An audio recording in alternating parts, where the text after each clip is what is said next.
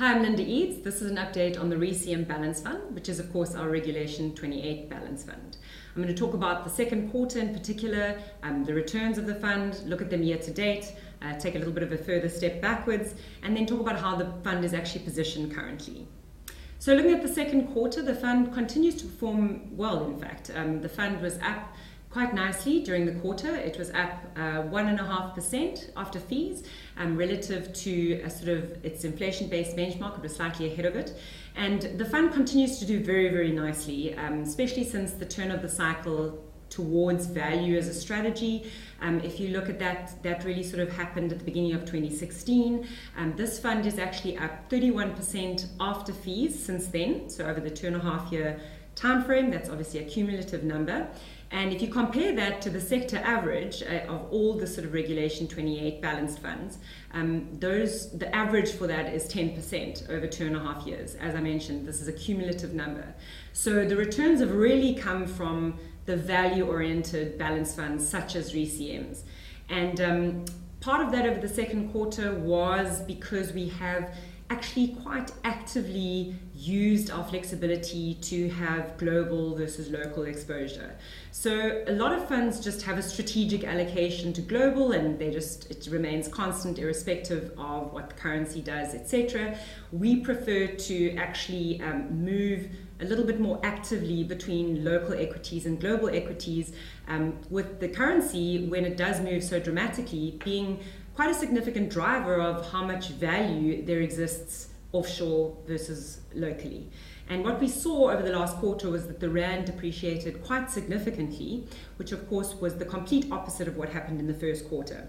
So it was down 13% in the second quarter, weakened significantly, particularly against the dollar, whereas in the first quarter it actually was a lot stronger. And we took the opportunity to actually use the rand strength to increase our global allocation of this fund.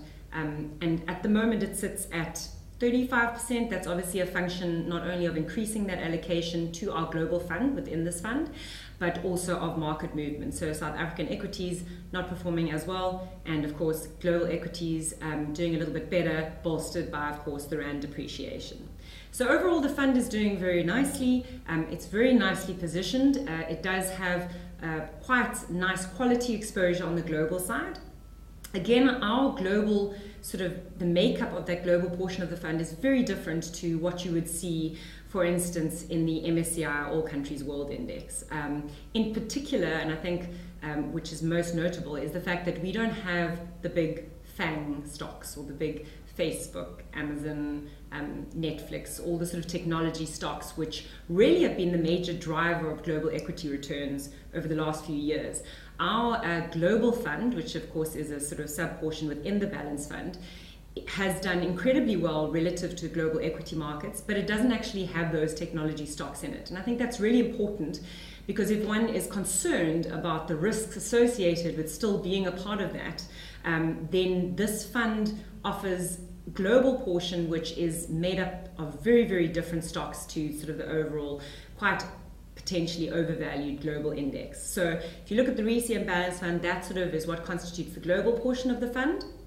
And on the local side, we're finding ourselves starting to take a closer look at some of the stocks which are more sort of externally focused, more the rand hedge kind of businesses.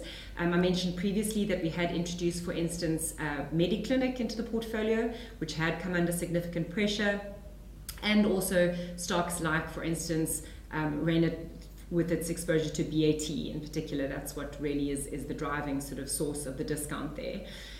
But predominantly the local portion of the portfolio is, I would say, still skewed towards the more domestically focused businesses.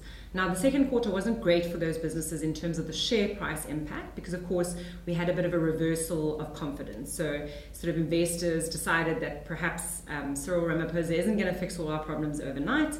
And of course, compounded by the fact that there was quite a bit of negative economic data that came out, compounded by rand depreciation, those local businesses did take a bit of a knock in terms of share prices. But that is where we truly believe there are a lot of value opportunities still to be unlocked. So the portion of the portfolio which is locally sort of invested is more skewed towards sort of South African incorporated stocks, but it is starting to have a few other stocks as well. The important thing is that a lot of these stocks that are offering value are mid caps, and a few of them are small caps as well. And given our size, we're actually able to really sort of access those opportunities which are not available, quite frankly, to larger asset managers, even if they are value oriented in terms of their philosophy. So that gives us a very unique sort of opportunity set within which to work. Overall, the Balanced Fund is positioned very comfortably. It does still have a little bit of cash in it, and we have avoided, for instance, asset classes like properties and bonds. We're not comfortable with those that are driven by the interest rate curve, and we're still investing predominantly in quality businesses which are trading at significant discounts to fair value.